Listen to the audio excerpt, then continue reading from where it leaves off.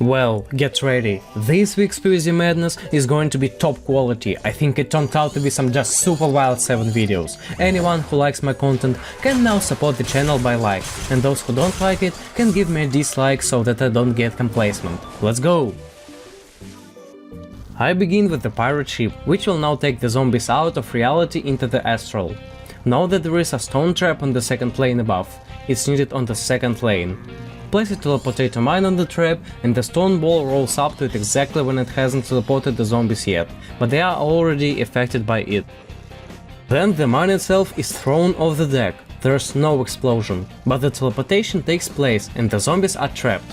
In the sneaky way, we have stumped the game. All of the dead that were hit by the mine before its explosion are frozen and intangible.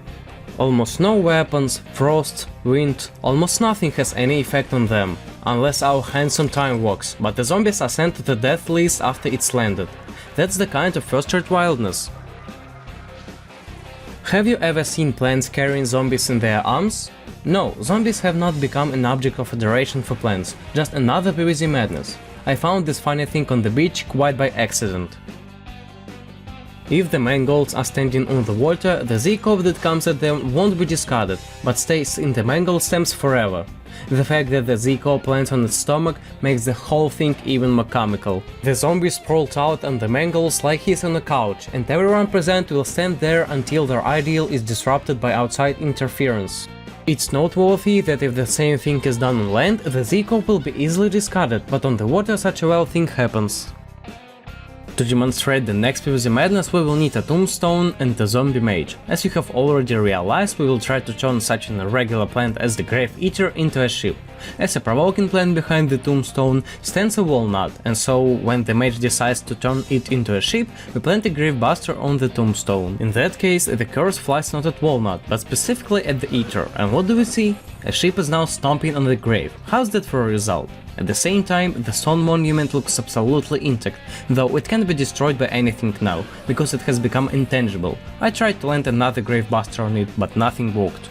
Of course, I want to see what would happen to the Devourer who had been turned into a ship after the mage died. It all made sense, the curse had been removed, so Devourer could finish the stone.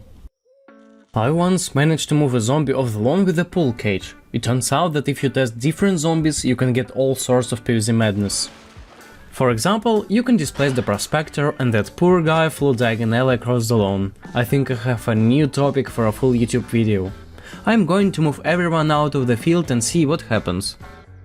By the way, I thought that deflating a prospector flying diagonally might be a wildness, and in general I wondered which lane he would fly in, but it turned out that he flies away for some reason from the landing spot. Maybe I was too late to land the blower, and maybe this is a pattern. Anyway, let's move on to the next spot. And here's a question and a madness at once. As you know, tangler is planted on a tombstone and grows its roots firmly into the plant inside.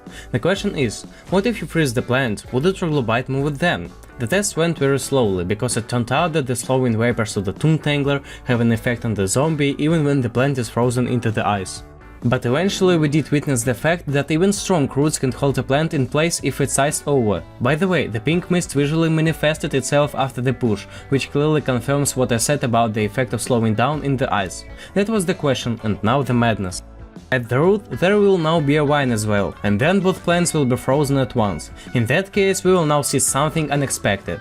Now there is no more slowing down from the root, the zombie speed has not changed, but that's not the main thing, and the main thing is that troglobite pushed only vine, and tangler, as if it's not frozen, in fact, he disappeared somewhere, only his image remains, the root itself as if it doesn't exist. That's why the zombies didn't slow down, since all the effects are gone with the plant itself. The absence of the tangler is also confirmed by the fact that the hunter no longer reacts to it or tries to freeze it. Anyway, freezing the vine on this plant leads to another PvZ madness. Congratulations! The video is nearing completion and the insanity rises. See how cute it is when the trickster teleports the zombie when he is attracted by the Chomper's ult. We get the paralyzed zombie again and the Chomper gets a bit of a kick too. But I'd like to point out that it's still not a full paralysis. The flower still has its animation playing and the zombies are affected by almost all plant effects and attacks. It's funny if you flip the clown away with mint, he will be drawn back to his previous position, which confirms the fact that Chomper is still ulting, he just can't swallow. And here's time forcing Nibbler to finally swallow something. I thought the zombie and he wouldn't show up again, but it turns out he is alive and back from the teleportation channels. All in all, it's another PvZ Madness. Well, I saved the most truthy plot for the end.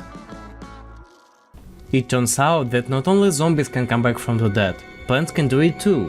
You might say that having a reviving carrot wouldn't surprise anyone, but I'll tell you that I can revive a plant without a carrot. How? Easy, it just turned out that Vamporcini really is immortal, as a vampire should be. The mushroom is eaten, but the aloe gives him a few extra seconds of life, and the zombie had to eat nothing. So, I guess you're a little disappointed and now shouted indignantly. That's it? That's my resurrection? Okay, of course not, that's just a seed, the resurrection is coming now. We repeat the same, waiting for aloe to prolong Vamporcini's life for a few seconds, and then use those seconds to feed the disappearing mushroom. And the resurrection ritual is completed, Vamporcini is back. Back 100% and without a doubt. No buts or ifs, it's a real mushroom with a full amount of HP and under the ult. I told you there would be a real resurrection, and by the way, it's no longer plants vs zombies, it's vampire vs zombie. I think it's one of the strangest and even a little bit mystical things I've ever seen in all the time I've been shooting PvZ. I hope you enjoyed today's selection and that you don't skimp on the likes. Well, see you in the next PvZ Madness!